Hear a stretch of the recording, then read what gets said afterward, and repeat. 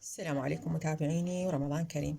اليوم راح أسوي وياكم كبة الحلب الفطور نائل هذا اليوم، واللي تتكون هذا طحين التمن قلاصين ونص بهذا القياس.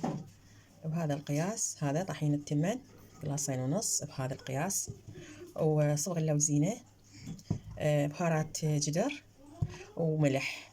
هذه المواد اللي مطلوبة بس. هسه راح أراويكم الطريقة، خليكم وياي. هذا الجدر. هسه راح أضيف قلاصين مي. بسم الله الرحمن الرحيم. اللهم صل وسلم على محمد وعلى محمد. هذا واحد، هذا اثنين ونص. بعدها راح أضيف بهارات الجدر قليل مو هواية، وراح أضيف شوية من صبغ اللوزينة قليل مو هواية، كلش قليل. وراح أضيف قليل من الملح. هاي بس كل اللي مطلوب. هسه راح أخلطهم وراح أتركهم على الطباخ إلى أن يغلوا. وهاي بوتيتي همسي لقيتها راح أضيفها على الكوب. لقيتها بهذا الشكل، وهسه راح أهرسهم بهاي الهراسة حتى أضيفهم ويا الكوبة حتى تصير مقرمشة. شوفي شلون صارت.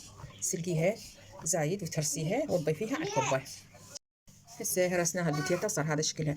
احب اقول لك فد ملاحظه. البوتيتا من تسلقيها مو رأسا تطلعيها من ماي الحار وتمرديها وتذبيها ويا العجين مالت الكوبايه، لا، تتركين البوتيتا تبرد فد ساعتين ثلاثه. يلا تهرسيها وتضيفيها على عجين الكوبايه. ليش؟ حتى لين تكون شبعانه مي ونذبيها على عجين الكوبايه تصير العجينه كلش لينه. فهاي فد معلومه بسيطه همين حبيت اخليها ببالك.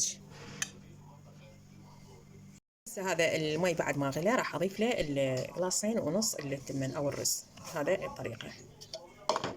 هسه خليتهم على نار هادئه وراح اخلطهم. هسه انا خليتهم على نار كلش هادئه. هسه راح اظل هيك اخلط بيهم. شوفي شلون صار. هسه راح اظل اخلط بيهم بعد الى ان يبردون واعجنهم بايدي. هسه بعد ما صار هذا شكلهم راح اضيف لهم البوتيتا المحروسه حتى اعجنهم سوا.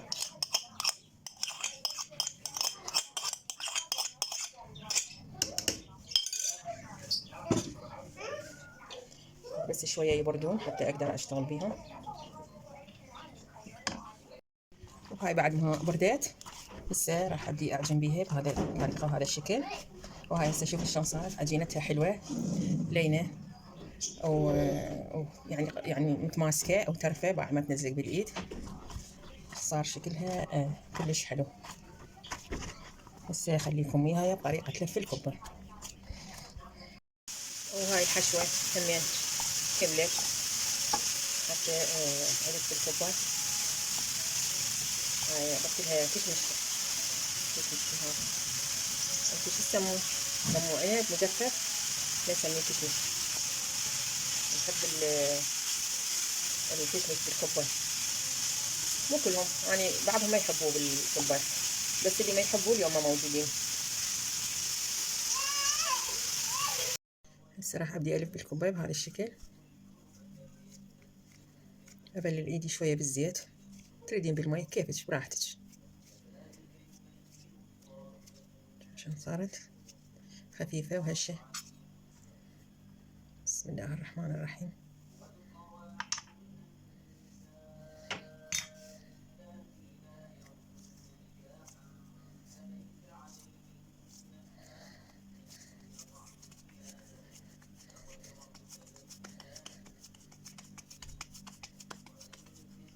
عشان صار شكلها. هسه نخليها هنا بالصينية. طحين التمن كلش سهلة الكبة بطحين التمن، يعني ما يتعب. هاي مثل ما قلت لك قياسات اللي تريديها انت حسب حاجتك. انا هسه بالنسبه لي سويت قلاصين ونص طحين وقلاصين ونص مي، وضفت الملح وبهارات مال كبه او تريدين كركم. يعني ضفت لها صبغ لوزينه شويه حتى شكلها يصير حلو. وبعد ما ضفت أي شيء، الملح طبعا للعجينة.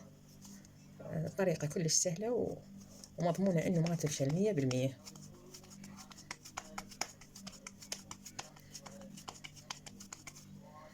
شلون صار شكلها؟ ناعمة حلوة بشكل صغيرة. هسه أكمل وأرجع لكم. وهاي بعد ما كملتها الكبة لفيتها وكملتها وصار هذا شكلها. وهسه راح أقليها. هاي سويتها للفطور والقسم الباقي ضميته فرزته. وهذا اليوم راح أقليها للفطور. فخليكم ويانا لا تروحون بعيد.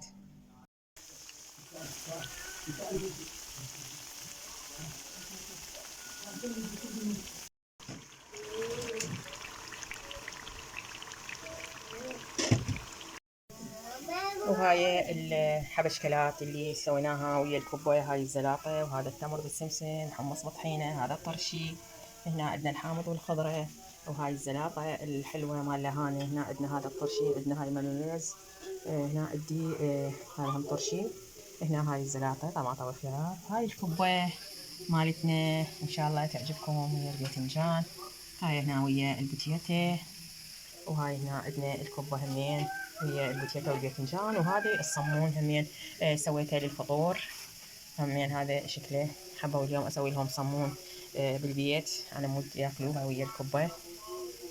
ان شاء الله سفرتنا اليوم تعجبكم.